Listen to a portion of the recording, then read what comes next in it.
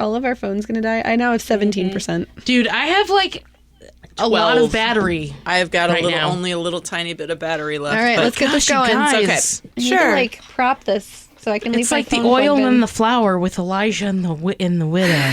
But it's battery power. Are we good? Yep. Ready when you are, sis.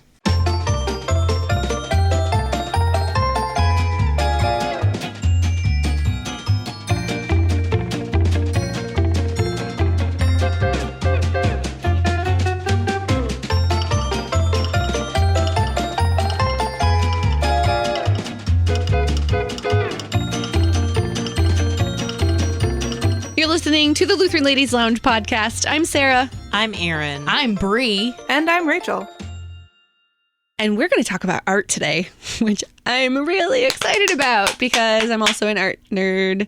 But this is not my segment. This is Bree's segment. What up? So... I love art stuff. I'm also a hashtag art nerd. Art stuff. I love art stuff. I love making art stuff and looking at it, and it's a good time. Just because I'm a very categorical person, is this one of those How to Lutheran segments, Bree, or is this something like completely different? You know, I don't know that it's a How to Lutheran because it is, I feel like what we're going to talk about today sort of transcends Lutheranism, if you can believe that. Ooh. How to be an art critic in the Christian world. That's a really long title. Yeah, that's a lot. I don't know. I don't really know that you can categorize me ever. Okay. Well, that's true. We'll talk about it later. How about we'll table that may be it. one thing I love about you. You don't ever fit in those It's neat like little a grab boxes that I bag. like to line up on my desk. Bree doesn't have a box. I'm a wild card, you guys. All right, what are we talking about? I'm unhinged. Unhinged. So we've been talking in the Facebook group about artistic portrayals of Jesus. Mm-hmm.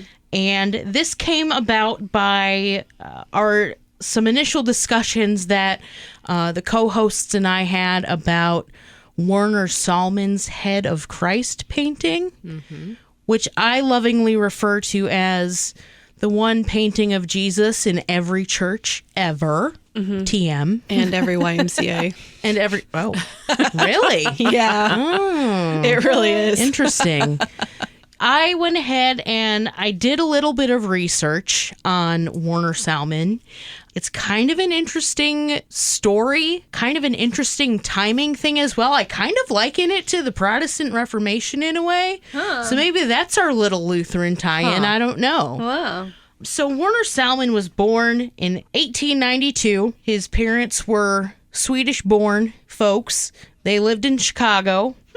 At the age of 16, he was a convert to the Evangelical Covenant Church, which is some Protestant sect that I'm not sure if it has become something else today or if it still exists, but Yeah, it definitely exists. does it? Okay. I don't know. I'm awesome not being folks smart over in the Evangelical Covenant Church. Okay. I've never heard of that before. But anyway, he was classically trained as an artist. His parents made sure that he had the appropriate training to become an artist. And as he grew, he found a career in illustration, like product art, art for publications, things like that. And so he was working on an issue of the Covenant Companion, which is kind of like The Lutheran Witness. And it is still published today. It's like the Lutheran Witness, but it's like for kids. It's like for youth. So Sallman is working on this issue of Covenant Companion, and he's got to hit this deadline, and all of a sudden this inspiration strikes him to create this charcoal drawing of Jesus. It's 1924, and he gets up in the middle of the night and he starts furiously sketching this charcoal rendition of Jesus, and he is inspired by the words of E.O. Sellers, who is the night director of the Moody Bible Institute, who says, "Make Jesus a real man. Make him rugged, not effeminate. Make him strong and masculine, not weak, so people will see in his face that he slept under the stars, drove the money changers out of the temple, and faced Calvary in triumph." So the first iteration of Head of Christ, which we'll see several years later, was founded in Son of Man from 1924. Eventually, this Son of Man painting or charcoal rendition would become the head of Christ. And I think what happens is he goes on tours and stuff to like churches and draws it for people, kind of like they do at the youth gathering. Oh, like the Jesus painter. Like he does these chalk talks. Like he travels around the country doing this. So ultimately, he creates this Head of Christ oil painting in 1940, and religious publishers Kriebel and Bates take up the copyright, the image copyright. They managed that copyright for decades after that. And so here is the Protestant Reformation tie-in for you all. Okay. So it's mid-1900s. We've sort of hit this era of mass marketing, printing art for consumption, for advertisement, for publication. And so It's Mad Men days. It's the days of John Hamm. Okay? That old friend of the Lutheran Ladies Lounge. Our old friend John Hamm. The image starts getting printed like everywhere. It's getting printed on tracts. It's getting printed on like pocket cards for soldiers going to war to have in their back pocket. It's being printed on like church signs and stuff. And so Kriebel and Bates are looking at this. Basically, Sallman would get $100 every time it was published elsewhere, and Kriebel and Bates were seeing like all these royalty fees coming in, and it just showing that this image took off and just started getting distributed on this mass level. And I think nowadays we look back and we see it's probably 500 million copies of this image are out in the world. It's everywhere. Right, like today. Mm-hmm. It's hundreds of millions of replications of this Head of Christ oil painting that we see in our churches even today. But the cool thing about Sallman is, based upon what I've read, the research that I've done, he wasn't really in it for the money. He never really meant to turn a profit on any of his imagery. I mean, publication and illustration was his job. Mm-hmm. In an interview once, he said, "I'm not in this for myself. I believe the Lord has given me a job to do of pointing people to Christ through the medium of art."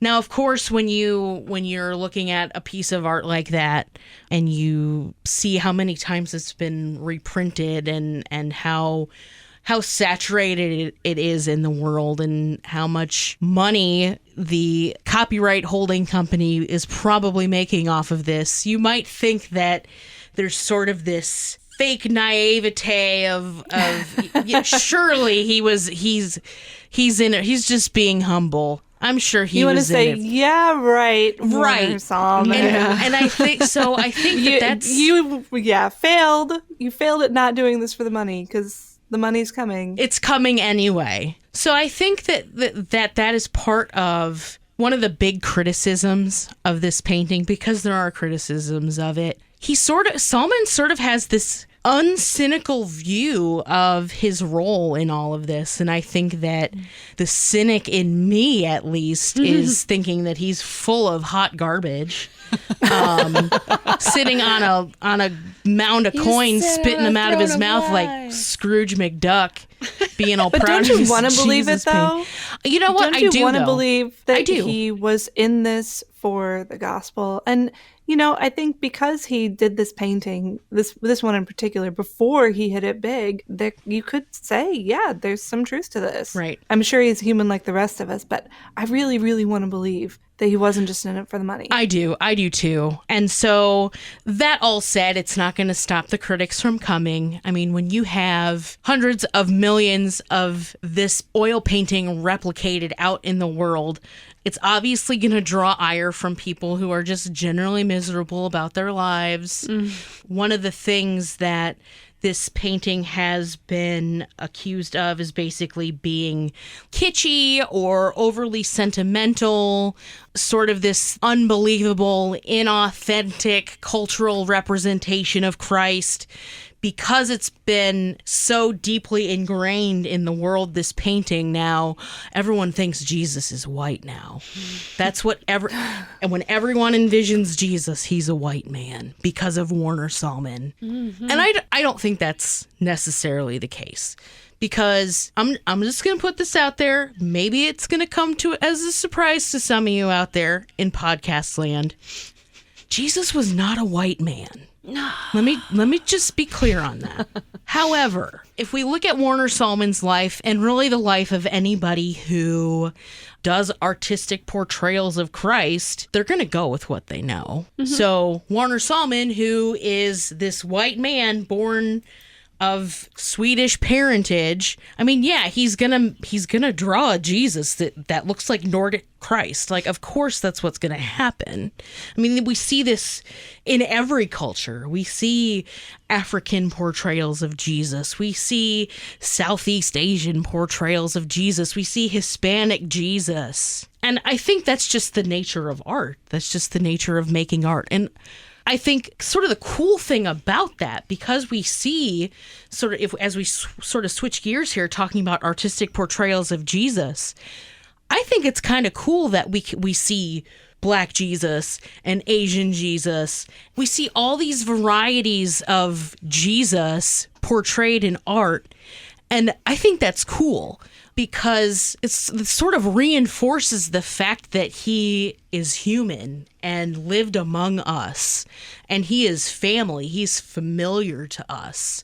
And so when I see iterations of him with different skin tones or features or, even like contexts of time, whether it's Jesus in a more current outfit or in the robe with the red sash, like it speaks to his humanity and his desire to be close to us, which I think is the coolest part about all the ways that we can portray Jesus artistically. We just had a missionary at our congregation over Christmas, and he brought a nativity scene that was made in Africa. So the nativity obviously looked African, but it was really cool to see the things that we know in our own context in someone else's context, because we read literature, we read scripture through our lenses. I mean, it's the story of Christ, but we come at it from a different place than other people. Right. And so they have this nativity set made out of their own materials and in the way that they do art. And I think that's really cool. Absolutely. Absolutely. And of course, this,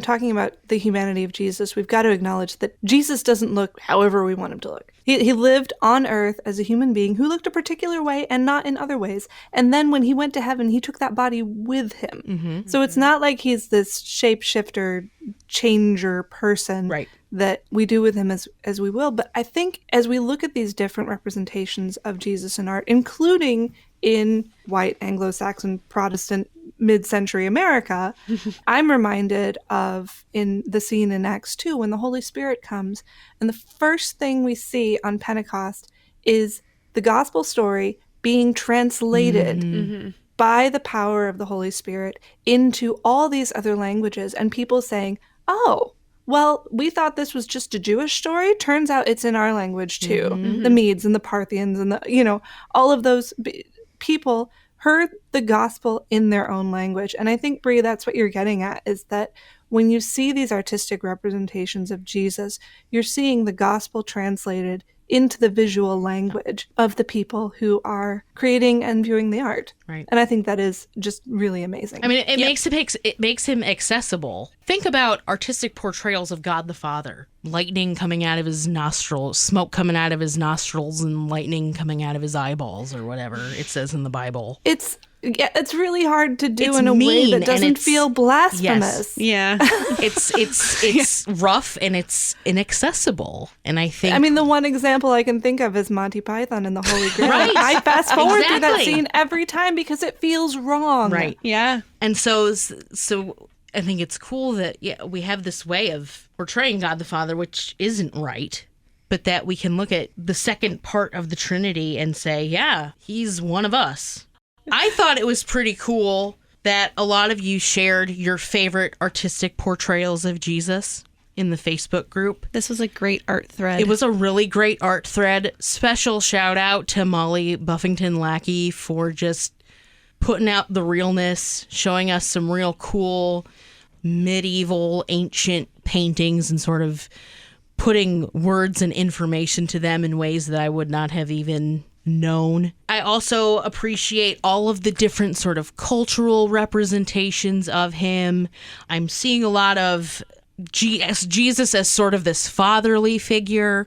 I see a lot of artistic representations in this thread of him with children, whether it's one-on-one or it's, a group of children from a variety of nations. I think that that's really cool. I say, and maybe this is just me being that wild card, but I feel like the renditions that were most interesting to me and that I liked the most were actually kind of sort of beyond my cultural leanings. So like I saw a couple of paintings from Heichi, is that the way to pronounce that? So seeing sort of these technicolor renditions of Jesus and Bible stories, Jesus coming into Jerusalem on Palm Sunday, like that, the image of that was shared is just fantastic. I see a few pieces of art from Watanabe. I think there's at least one here in the building from them that's hanging up somewhere. I'm going to have to go find it. Watanabe. Watanabe. Yes. Sorry, I don't know my words very well. The other honorable mention that I would like to make is the Hand of God painting by Yongsung Kim. It appears to be Jesus reaching down under the surface of the water, pulling up presumably Peter. Jesus walking, at least that's my interpretation of it, is you're looking up through the eyes of Peter at Jesus who's reaching down because you took the steps of faith to meet Jesus, and by your own reason and strength you can't stay above the water, but Jesus still comes and he pulls you back up so you don't get a bunch of water in your lungs. So like that, and the realism of that is just amazing to me. To be able to conceptualize what that would look like and translate it on a paper so that it makes sense, that it's rendered for interpretation. I just think that that's really excellent. So I wanted to open it up here to you all before we wrap it up. I love collecting Christian art. And when I travel internationally in particular, that's something that I'm always on the lookout for, to see if there is, I don't always have luck with it, but I like to see if there is if there is some example of Christian art done in the local traditional style in that place. So I have a number of nativity sets that are from different places, using different materials and styles. And then I also have, when I lived in Japan, I went and I visited the studio. At that point, Watanabe had already died, but his widow was still living, and she still had all of these prints, because that was his medium, was he did prints. And so she had all of these different prints from through the years that he had worked as an artist. So it was fascinating to be able to see that. And he utilized the Japanese culture and the things that they value and appreciate, and use that to then depict these different scenes. And so they often had sort of a different twist in some ways. So for example, there's a picture here in the office. One of his pictures is of the Last Supper, and on the table you'll see there's like a whole fish, which wouldn't necessarily be out of place for Israel. They're on the ocean as well, or on the Mediterranean Sea as well. But there's also sushi that you can see on the table. And so it's just a very interesting approach that he took to that. And I really like that. And then I have at home, I have this very large print from by Heichi. I saw one of his art pieces first at Concordia St. Paul in their chapel, and I was just totally captivated by it. I loved the really vivid colors, and again, just he has a very strong style. Yes. And so I really enjoyed it. So I had fun looking through that, and I decided on one and decided I would just get a really large one and frame it for my living room. Is he a Lutheran artist? No, he's not to my knowledge anyway. Because I know we have quite a few Lutheran artists out there. I don't know if we wanted to give props to those folks. I mean, Ed Riojas. Yeah, we do. Is wonderful. I have another one of his. Yeah. Nice. Yeah, huge fan. I love his Huge stuff fan. too. Yeah. Kelly Schumacher with Agnus Dei Liturgical Arts. She is also wonderful and has done a lot of stuff. Jonathan Meyer, he does also fantastic work. We have one of his paintings. We have one of Kelly's here as well, the IC. But Jonathan Meyer has done a lot of really good work. He does a lot of logos and stuff too, which is cool. Okay, cool. I'm probably forgetting a ton. I'm sure there's more. Oh, yeah. Of course. Those are the three really that, on the spot. And then of course there's lots of artists in our Facebook group too. That's true. But those are the three published painting artist people that actually make their living doing artwork. Right. I have since probably college at least. I've had a crucifix wall that I've kind of collected different crucifixes over the years from different places, from different, times in my life. And I have one for my wedding. I have one for my confirmation. I have one from baptism. I know my parents gave me one. I got like an olive wood crucifix from Chris Kindle Market in Chicago one year. Just I like the different depictions of the crucifixion in just different ways. Because some are really simple. Oh, I got one in France when we went to France, the Chartres Cathedral. I got one there that's just beautiful. But some are really simple and minimalistic. I think one of them is a cross with like a kind of serpentine thing going on. But some of them are really intricate and have all these beautiful painted details. And that's also something when I go to different churches or different religious places, they may not be Lutheran churches, I always like to look at the crucifixes and the sculptures of Jesus or of other people. I'm not that great at 3D art, but I love looking at how other artists can take material and make it into a 3D form in different ways, especially the metal, the gold and silver crucifixes with all those just intricate details. They're beautiful. And some places they're really abstract too. And those are really fun too, to see the abstract interpretations of what a crucifix can actually look like. Sure. So that's what I like looking at. How about you, Rach? Oh man, my artistic tastes are about as eclectic as my literary taste and my musical taste. I love and my husband and I both share this enjoyment of sort of Orthodox iconography, the way that it so richly imbues theological meaning into the artwork, like the Christ, the Pantocrator, that's the famous depiction of Christ. And there's so much, again, theological richness in that. I love the Renaissance masters. I mean, Michelangelo's Pietà is just like makes me cry every time I see it, just about. Let's see, some of the, like Lucas Cranach with the early Lutheran, basically he was the Warner Sallman of the Lutheran, the real Lutheran Reformation. I love Cranach. But I love the way different artists shed light on the different angles, lenses through which we see Christ. I want to shout out to some of the unnamed illustrators of the children's story Bibles that I grew up with. Yes. I've got one in front of me right now, this children's Bible published by Golden Press in New York that has really just shaped so much of the way that because I spent my childhood paging through this, and I look through it and I can't find the name of the illustrator anywhere. And I know that the story Bible from Concordia Publishing House, also it's because the emphasis is on the stories, not on the artist. And that's, I think, how the artist would like to keep it a lot of times too, especially in those kinds of works. We have one, Sarah, you have a wall of crucifixes. I have one giant crucifix.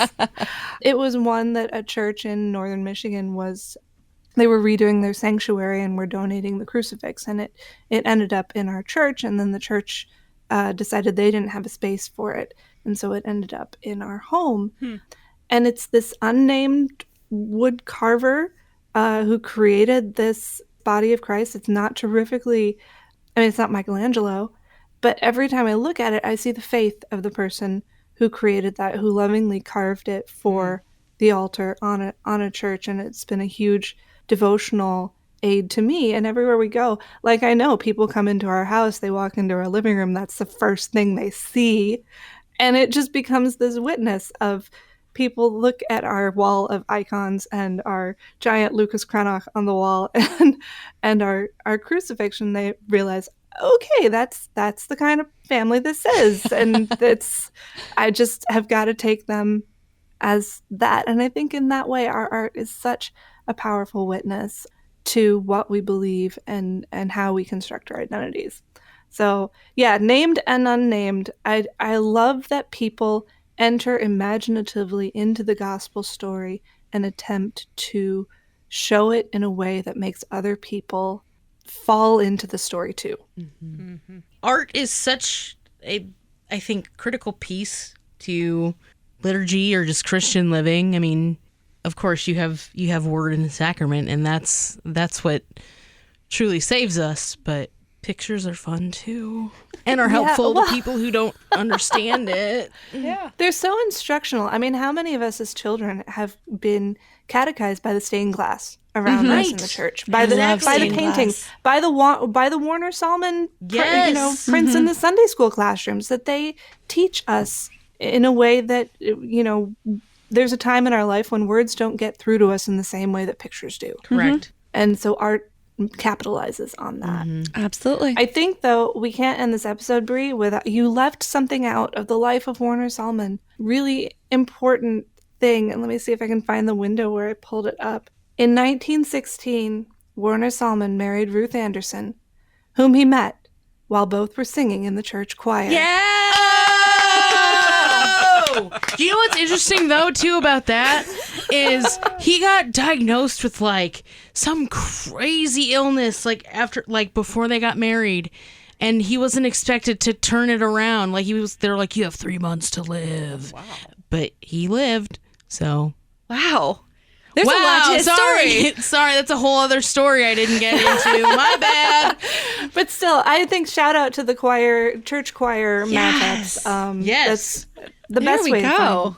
All right. Spouse, I think. ChristianSingle.com. I see what you did there. I did on it. that note, Wrap it up quick. I think it's time to wrap this up. It's going downhill quickly. All right, ladies in podcast land, we have a thread in the Facebook group already with artwork. If you would like to add to that thread, please do. We'll bump it when this episode launches so you can add your own artwork to this thread, or just look through all of the really pretty stuff that people have posted. It's pretty great. Maybe you'll find a new favorite artist. If you're not in the Facebook group yet, you can find us there, the Lutheran Ladies Lounge, in your Facebook app. You can also find all of our podcasts at kfuo.org/Lutheran Ladies Lounge, or on your favorite podcasting app, of course. You are listening to the Lutheran Ladies Lounge podcast. I'm Sarah. I'm Erin. I'm Bree. And I'm Rachel.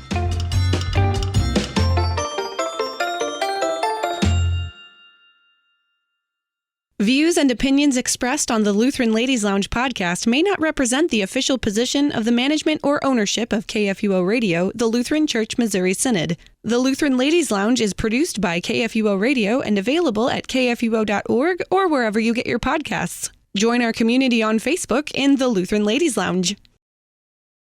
You guys remember Brio magazine? Yes. I bet it was kind of like that. They're bringing that back, Oh my gosh, I haven't heard about that in a long time. What? Oh, yes. It's like Brio magazine. But yeah. You can't just say it's like Brio we magazine. can talk about it later. Okay. Brio magazine was, what was it, in the 90s? Yeah. The magazine for girls whose parents wouldn't let them read things like Vogue 17 and Elle and 17. Mm-hmm. It was the quote-unquote Christian counterpart. Was it a guidebook? Was it a guidepost? Okay. It was... Focus on the family. I'm sorry. Yeah. I No, didn't it's okay. mean to sidetrack us like That's all right. that. It's okay. Okay. So